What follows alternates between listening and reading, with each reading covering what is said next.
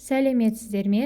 Бүгін мен сіздермен ветеринарлық аптекаларда сатылатын АСD-2 фракция препаратының адам ағзасына, денсаулығына тигізетін пайдасы жайлы сөз етпекпін. Каналымызды қолдау мақсатында лайк басып, комментарий жазып, подписация батырмасын басуды ұмытпаңыз. Кез келген бірінші естіген адам шошынуы мүмкін. Неге малға қолданатын препаратты адамға қолданады деп. Бір ауруымызды емдейміз деп жүріп, басқа ауру тауып алмаймыз ба деген сияқты ойлар әркімді мазалауы хақ. Ветеринарлық аптекада сатылатын бұл препаратты қолдану қайдан бастау алды? Кішігірім тарихқа үңілсек. Алдымен АСD-2 фракция деген дәрінің шығу тарихына тоқталсақ. 1943 жылы Кеңес билігі барлық ғылыми институттарға құпия тапсырма береді. Тапсырмада адам мен жануарлардың денесін радиациядан қорғайтын дәрі ойлап табу жөнінде айтылған. Алайда бірде-бір ғылыми институт бұл үддеден шыға алмады. Тек 1947 жылы ғана бүкіл одақтық ветеринарлық институттың ғылыми қызметкері Алексей Дороговтың командасы адам мен жануарлар денесін радиациядан қорғап, иммунитетін арттыратын дәрі ойлап табады. Аталмыш дәрі халық арасында тез тарап кетіп, ғалым үлкен танымалдыққа ие болады. Омырау және жатыр обырының алдын алуға, қан тамырларының созылуы, онкологиялық, тері ауруларында, асқазан жарасында, гинекологиялық түрлі ауруларды емдеуге бір ғана дәрінің күші жетті. Және осы дәріні фармацевттің не дәрігердің емес, ветеринардың ойлап тапқаны жоғары шенді шенеуніктерге ұнамаса керекті. Аталған дәрі туралы ғалымдардың пікірі екіге жарылып, Алексей Дороговтың жетістігін қызғанатындар препараттың қолданылу аясын шектеп тастайды. Бұл дәріні эксперименттен өткізу үшін алғашқыда түрмедегі ауруларға ішкізген Кеңес өкіметі таң қаларлық нәтижеге кез болады. Тұтқындар ауруларынан айығып, өлім-жітім саны күрт азаяды. Осы сынақтан кейін барып, дәріні дәріханаларда таратуға рұқсат берген. АСD-2 фракция дәрісін алу үшін мәскеуліктер апталап кезекте тұрған деседі. Алайда профессор Алексей Дорогов қайтыс болғаннан кейін оның бастаған ісін жалғастыратын ешкім табылмайды. Осы себепті де АСD-2 фракция препараты ресми түрде бекітілмей қалады. Тек ғалымның қызы Ольга Дорогова өзінің адамдарға пайдалануға болатын препараттардың тізіміне кіргізу үшін жанталасып баққан екен. Бірақ нәтиже болмапты. Тек 60 жылдан астам уақыттан кейін АСD ресми түрде ветеринария мен дерматологияда ғана қолданылады. Соған қарамастан дәріні өз ағзасына пайдаланатын адамдардың саны көбеймесе азайған жоқ. Дәріден зардап шектік дегендерді кездестіру қиынның қиыны. Дәрінің адам ағзасына зиян еместігін оның құрамында химиялық элементтің жоқтығымен түсіндіруге болады. Бастапқы клиникалық эксперименттер жануарларға жүргізілді. Алғашқы нәтижелердің бұлай болады деп ешкім күтпеген болатын. Ішкі қолдану әртүрлі патологиялармен тиімді күресіп, барлық органдар мен жүйелерге емдік әсер етеді. АСD-2 фракциясы гормоналды тепе-теңдікті қалпына келтіреді. Тамырлардың серпімділігін қалпына келтіріп және веналардың варикозды кеңеюін жояды.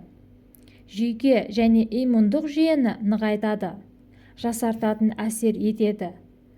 Және жанама әсерлері жоқтың қасы. Бұл дәріні тек ветеринарлық аптекалардан табуға болады. Дәрінің нарықтағы құны 1500-2000 теңгенің арасында. Дәріхана сатушыларының айтуынша, бұл дәріні сатып алушылардың 99% оны адам ағзасына пайдалану үшін алады екен.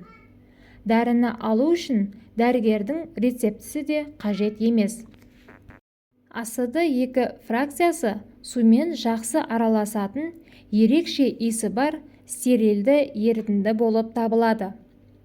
АСD2 фракциясы нұсқаулығы адам үшін келесі аурулар мен патологиялық жағдайларда қолданудың негізгі көрсеткіші болғанын көрсетеді. Бірінші, АСD фракциясының емдік әсері иммунитетті өте жоғары көтереді. Бірінші, екінші степен рак ауруын жоқ қылады.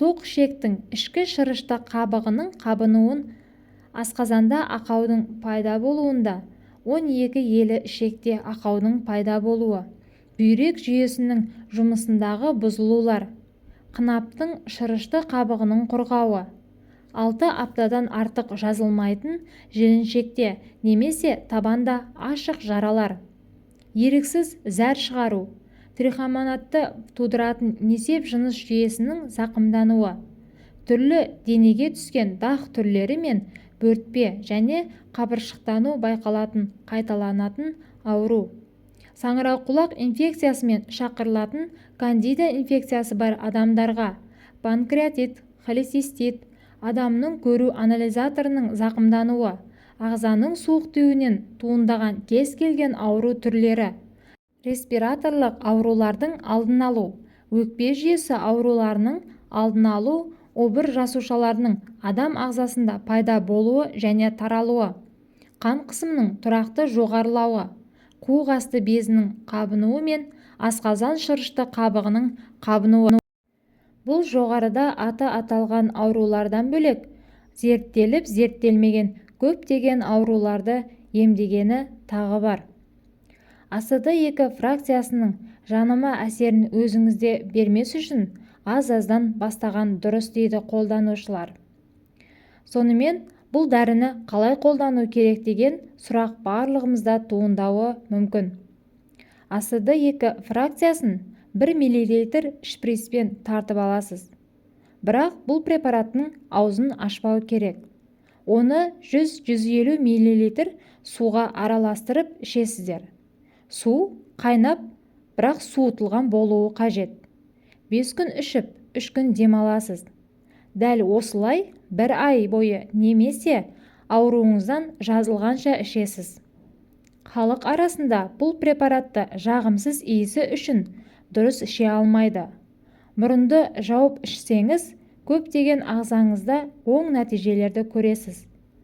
Бұл препараттан воспаление трахеального нервтан, эрозиядан, 1-2 стадиядан рактан адамдар жазылған. Бұл препараттың сасық иісіне шыдай алмай, іше алмайтын адамдарға капсула, свеча түрінде де соңғы уақыттарда қолданылып келеді. Айта кететін жағдай, капсула мен свечаның бағасы өзінің бағасына қарағанда едәуір қымбат болып келеді. АСD2 фракциясының негізінен аллергиялық белгілері 99% адамдарда кездеспейді. Жанама әсерлері де жоқтың қасы. Бірақ сақтықта қорлық жоқ демекші, өзіңізде аллергиялық реакциялардың бар жоғын анықтау мақсатында 10 тамшы АСD2 фракциясын қайнатылып суыған 100 мл суға қосып бірнеше күн ішіп жүру керек. Халық арасында бұл препарат барлық ауруға ем деп аталып кеткен. Ал бұл атау тектен-текке берілмесе керек. Себебі әркім өз ауруына дауа тауып отырған жайы бар. Бүгінгі сіздерге берген кеңесіміз пайдалы болған болса, кәдеңізге жарасын. Ауырып ем іздегенше ауырмайтын жол іздеңіздер.